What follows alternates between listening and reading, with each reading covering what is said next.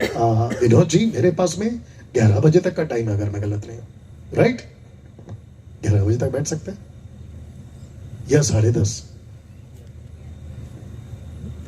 कुछ लोग दोनों भी नहीं है, तो फिर मैं जाऊं किधर? या तो 11 या 10:30, जल्दी बताइए। 11, थैंक यू। आपको पता है 11 के बाद क्या आता है? 12। आपकी नहीं बजाऊंगा, 12 खत्म करूंगा 11। बस फोकस करके सुनेगा। अभी तक कैसा लग रहा है? आपकी जो बाइबल है ना, मैं आपको सच बता रहा हूं, आपकी बाइबल पढ़ने का नजरिया बदल जाएगा। और यही होता है हमारे बाइबल कॉलेज में, जो कि सिर्फ 7 दिन में आप लोगों को, आप लोग जानते हैं कैसी कैसी बातें निकलती हैं वहां पे। अच्छा, किसी को पता है कि मेरी क्वालिफिकेशन कितनी है, मेरी पढ़ाई कितनी है? आप मुझे फर्स्ट टाइम सुन रहे सर, पहली बार? मेरा क्वालिफिकेशन गेस करो, पढ़ाई कितनी हो सकती है मेरी? ऐसी अंदाजा लगा लो सर, क्या हो सकती है? कॉलेज तक 5वीं क्लास 3 बार फेल। आज नेपाल से कॉल आया था, नेपाल से, अभी वो भाई शायद सुन रहे होंगे। उसने जब किसी पास्टर को कहा कि आप लोग यहूदीवाद को कलीसिया में क्यों घुसा रहे, तो उसके पास्टर ने कहा, जो भारत का है, उसने कहा कि तुम किसको सुनने लगे? बोला डैनियल राज को। बोला अरे उसको मत सुनो, 5वीं फेल है। मैंने कहा बेटा एक बार आके तो मिल ले, फिर पता चलेगा कि कौन कितना फेल है। गजब है सर। मेरे अंदर जो है ना, वो 5वीं फेल नहीं है, मैं जरूर 5वीं फेल हूं। मेरे अंदर वो है जो पूरे यूनिवर्स को बना के रखा हुआ है, वो मेरे अंदर। ये मेरी बातें नहीं है, ये उसकी बात है। एंजल ऑफ द लॉर्ड, इसको बताकर खत्म करने की कोशिश करूंगा, क्योंकि मुझे नहीं लगता कि आप लोगों को मैं यहाँ पर पूरे के पूरे 10 पॉइंट बता पाऊंगा। इसकी वीडियो अलग से बनेगी, उसको आप लोग फेसबुक और यूट्यूब पे जरूर देखिएगा। Angel of the Lord. और मुझे ये आदमी बड़ा अच्छा लगता है, जिसका नाम है मोसेस, और मोसेस ने कुछ ऐसा देखा। यस बेटा। और परमेश्वर के दूत ने एक कटीली झाड़ी के बीच जी आपकी लौ में उसको दर्शन दिया। एक सेकंड, परमेश्वर के दूत ने एक कटीली झाड़ी के बीच आग की लौ में उसको दर्शन दिया। उसने दृष्टि करके देखा, झाड़ी जल रही है, आगे बढ़ो, कि झाड़ी जल रही है पर भस्म नहीं होती। वो खत्म नहीं हो रही है लेकिन जल रही है, जिसको कहते हैं कंज्यूम, जिसको कहते हैं पूरी तरह से खत्म हो जाना। झाड़ी जल रही है, और जिसके लिए मैं आपके लिए हिब्रू ट्रांसलेशन रखा है, जिसको the angel of the Lord को कहते हैं मल्लाक। और मल्लाक का मतलब होता है एंजल्स, एंजल, जो कि गलत नहीं है। अगर आप किसी मनुष्य को लिखना चाहोगे तो मनुष्य लिखोगे, अगर जानवर को लिखना चाहोगे, आगे बोल दो जल्दी से, तो जानवर लिखोगे। जब दिखा स्वर्गदूत तो लेखक ने मल्लाक लिखा। इसको पढ़ के कई लोग कहते हैं कि देखा वो एंजल था, वो एंजल नहीं, वो यीशु था। कैसे अभी प्रूफ करूंगा? होगा दूध का दूध, कोई बना के लाओ चाहे जिसका नाम होगा रानी। आगे बढ़ाते अपनी कहानी। वो एंजल नहीं था, वो यीशु था। कैसे प्रूफ करता जी? तब मूसा ने सोचा कि मैं उधर फिर के उस बड़े अचंभे को देखूंगा कि वह झाड़ी क्यों नहीं जल जाती, वो जलती क्यों नहीं है, मैं जाके देखूंगा। और उसने अपनी दोनों आंखों से शब्द लिखा है, देखा, उसने देखा, बोल सकते हैं उसने देखा, ही सॉ, उसने देखा। और जब उसने देखा तो क्या देखा? अगर मूसा से पूछे आपको दर्शन किसने दिया, तो उसका जवाब ये होगा, जो कि एरो नीचे है, अभी आएगा। उसको पूछते हैं, मूसा जी आपने किसको देखा? क्योंकि यहां कंफ्यूजन है, स्वर्गदूत था कि यीशु था, यीशु था आगे या स्वर्गदूत था? प्लीज आप बताएं। कहता है कि उसने देखा, तो कॉन्टेक्स्ट है वचन 3 का 16। इसीलिए अब जाकर कौन बात कर रहा है? झाड़ी वाला स्वर्गदूत, जिसको मैं कह रहा हूं यीशु, वो एंजल ऑफ द लॉर्ड यीशु था। तो यीशु उसको कह रहा है, वो स्वर्गदूत उसको कह रहा है। इसलिए आप जाकर इस्राएली पुरनियों को इकट्ठा कर और उनसे कहा कि तुम्हारे पिता इब्राहिम, इसहाक और याकूब के परमेश्वर यहोवा ने मुझे दर्शन देकर भेजा है। दर्शन किसने दिया? यहोवा ने। लिखा क्या है? मलाक, मतलब एंजल। जबकि दर्शन कौन दे रहा है? यहोवा। तो ये यहोवा कौन है? ऑफ कोर्स यीशु। You understand now? कहता है, उसने कहा इधर पास मत आ, अपने पांव से जूतियों को उतार दे, क्योंकि जिस स्थान पर तू खड़ा है वो पवित्र भूमि है। ब्रैकेट में सीने पहाड़, माउंट जायन। सीने पर्वत अरब देश में अभी भी है। बताओ, मैं जूती क्यों उतारूं? क्योंकि वो जगह पवित्र है। मूसा को कहता है, कौन कहता है? जंगल में, माफ करना, झाड़ी में दर्शन देने वाला स्वर्गदूत। वो स्वर्गदूत कौन है? जोर से, यीशु। स्वर्गदूत के आने से मैं जूते क्यों उतारूं? परमेश्वर आएगा तो मैं जूते उतारूं, राइट? यस और नो? अगर वहां एंजल है तो मैं जूते क्यों उतारूं? और एंजल कौन होता है कहने के लिए कि जगह पवित्र है? क्योंकि पवित्र जगह नहीं, पवित्र परमेश्वर होता है। और जब परमेश्वर आता है तो वो जगह पवित्र हो जाती है, जैसा भी वो मेरे अंदर है, आपके अंदर है। और मुझे लोग बोलते हैं कि डैनियल भाई आप जूते पहन के कैसे प्रचार करें? मैं ऐसे इसलिए कर रहा हूं क्योंकि परमेश्वर बाहर नहीं, मेरे अंदर है। और अगर परमेश्वर मेरे अंदर है तो मुझे पूरे जिंदगी भर जूते उतारने पड़ेंगे। तो सड़कों पे चलूं कैसे फिर? बताओ।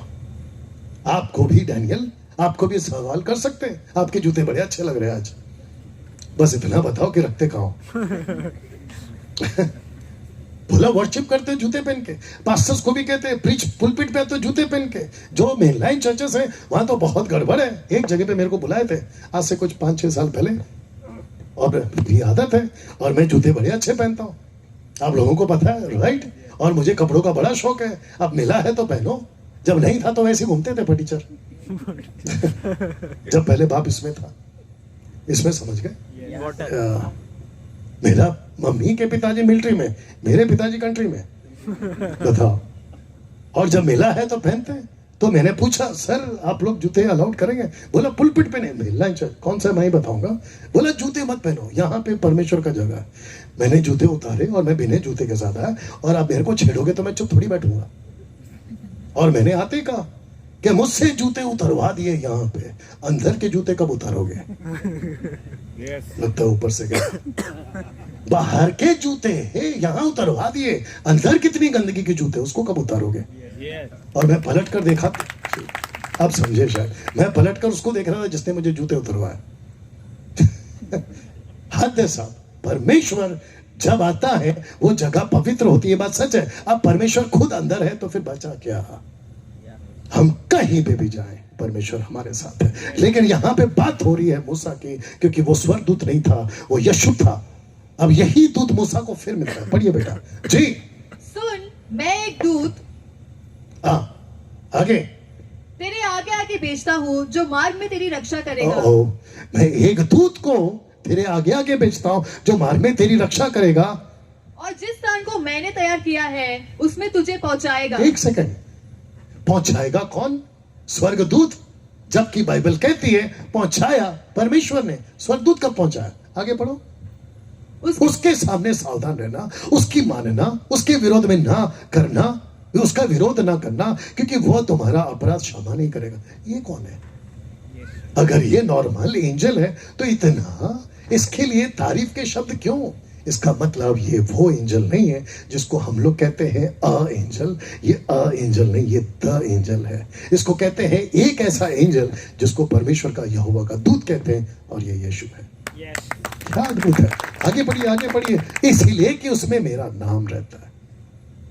ऐसा कौन सा एंजल है जिसको कहा कि मेरा नाम रहता है? सिर्फ यीशु को कहा कि मेरा नाम रहता है। यूहन्ना का किताब उसका 17 का 11 में यही तो लिखा है। और जिसके चलते ये सारी बातें अगर आप पढ़ोगे तो आपको पता चलेगा। स्टीफन इसको प्रभु बुलाता है। मैं पूरा नहीं पढ़ूंगा। स्टीफन इसको प्रभु बुलाता है। स्टीफन कहता है कि ये वही स्वर्गदूत है जो मूसा को दिखा, ये वही स्वर्गदूत है जिसको तुम लोगों ने संदेश में सुना। और इसी को मूसा को, माफ करना, इसी को स्टीफन बाद में कहता है प्रभु, बाद में कहता है प्रभु, बाद में कहता है प्रभु। स्टीफन बाद में इसी को कहता है प्रभु।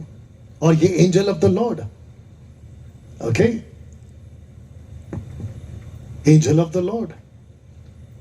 एक सेकंड दीजिए, ओके, इसको सुन लीजिए।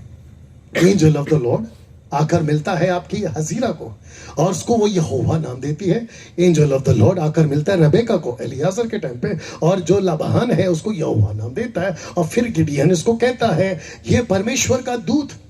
इसको जाकर ये कहता है, तब यहोवा ने उस पर दृष्टि करके कहा अपनी इस शक्ति पर जा, क्योंकि मैंने तुझे भेजा है। एंजल कैसे भेज सकता है? यहोवा का दूत कहता है। सैमसन का बाप उसको पूछता है तेरा नाम क्या है? और परमेश्वर का दूत जो कि यीशु है, इसकी पत्नी यानी कि सैमसन की माँ और मनहो की वाइफ कहती है मैंने एक ऐसे रूप देखा जो भाई योग्य था, मतलब डरावना था। किसको देखा? यीशु को देखा। और जिसके चलते मनहो का दूत से उसको पूछता है तेरा नाम क्या है? तब वो कहता है मेरा नाम अद्भुत है। कैसे कह सकता कोई एंजल की मेरा नाम अद्भुत है? ये यीशु है इसलिए कह सकता है। और अद्भुत शब्द कहां से आया? यहां से आया यशायाह 9:6 में कि उसका नाम अद्भुत युक्ति करने वाला, पराक्रमी परमेश्वर, अनंत काल का पिता। ये वही दूत है जो 6 लाख इजरायलियों को जलती, माफ करना, समंदर को फाड़कर जब वो लेकर आ रहे थे रेड सी, उसके पीछे जाकर परमेश्वर ने कहा, ये दूत जाकर पीछे खड़ा हो गया और आग का खंभा उनको लेकर चला। मलाकी 3 का 1 में प्रभु जैसे तुम ढूंढते हो वाचा का अब अचानक वो मंदिर में आ जाएगा। वाचा का वह दूत, वाचा का वह दूत जिसे तुम चाहते हो, सुनो वो आता है सेनाओं के यहोवा का। ये वचन है। ये वाचा का दूत कौन है? यीशु। कैसे आप कह सकते हो कि यीशु गॉड नहीं है? ऐसे बहुत सारे, अगर आपको मैं ये बताऊं कि बिलाम ने किसको देखा था, वो एंजल नहीं था। बिलाम को जिसने देखा वो यीशु था। और इसी का बात यहां पर हो रहा है। कैसे कोई व्यक्ति किसी को दंडवत कर सकता है? वो बिलाम था जिसने उसको दंडवत किया। और हिब्रू में दंडवत का जो ट्रांसलेशन है वो है शखा। शखा का मतलब है मुंह के बल गिर के आराधना करना। एक एंजल को कैसे वर्शिप कर सकते? ये यीशु था इसलिए उसकी वर्शिप हो रही है। और इसी को प्रकाशित वाक्य पेरगमुन की कलीसिया में कहता है बिलाम की शिक्षा को मत मानो। कैसे पता चला यीशु को? क्योंकि वो यहां इसको मिल चुका था। वो यहां इसको मिल चुका था। कैसा लग रहा है अभी तक? ये वही दूत है जो वापस जोशुआ को मिलता है। जोशुआ को भी मिलता है। कहां गया? जोशुआ को भी मिलता है। गिनती की पुस्तक उसका 22 का 31 पढ़ लीजिएगा बाद में पॉज करके। इसको भी मिलता है और ये उसको दंडवत करता है।